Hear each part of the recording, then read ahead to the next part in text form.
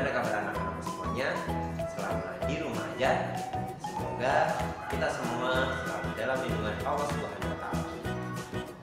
Nah, di pertemuan hari ini bersama dengan Pak Ihsan, kita akan mempelajari di tema 6 dengan tema yaitu cita-cita.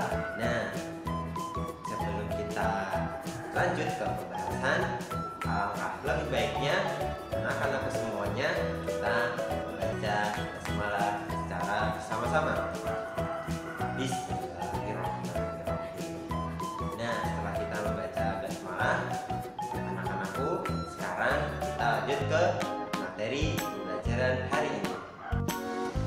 Nah, kita lanjut ke berikutnya. Setelah kemarin kita belajar aku dan cita-citaku part pertama, sekarang kita lanjut ke part yang kedua. Nah, sekarang kita akan membahas tentang peta konsep. Apa itu peta konsep?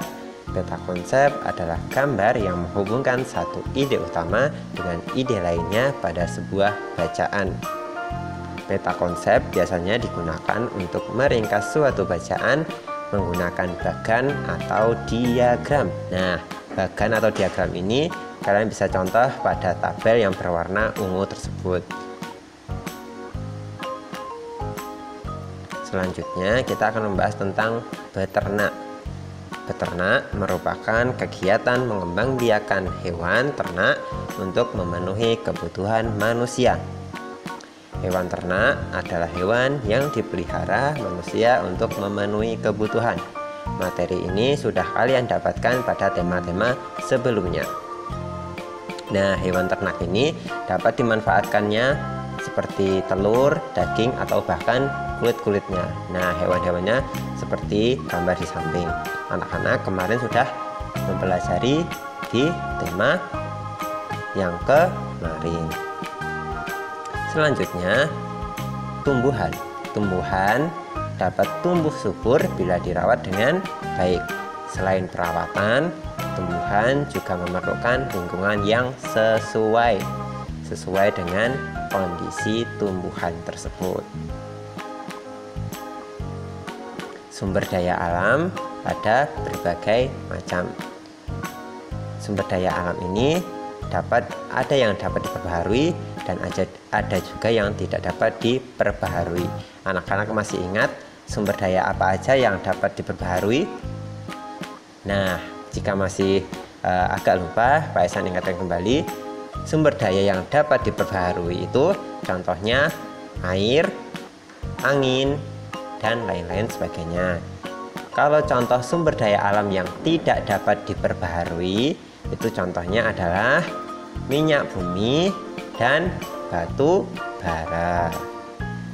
Selanjutnya yaitu sumber daya alam yang dapat diperbaharui adalah sumber daya alam yang dapat dihasilkan kembali. Contohnya kemarin adalah udara. Nah, kita lanjut ke ras-ras.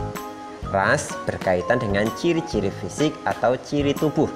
Ciri fisik ini contohnya rambut, bentuk tangan, kondisi warna kulit, dan lain-lain sebagainya. Setiap suku di Indonesia mempunyai ciri fisik yang berbeda. Misalnya di sini kulit putih, di luar sana di Papua berkulit hitam. Itu merupakan ciri-ciri fisik yang berbeda. Masyarakat yang tinggal di Pulau Papua dan Pulau Aru merupakan satu kelompok ras tertentu yang berbeda dengan kelompok yang lainnya. Yang di Pulau Papua berbeda dengan yang ada di Pulau Jawa. Seperti itu contohnya.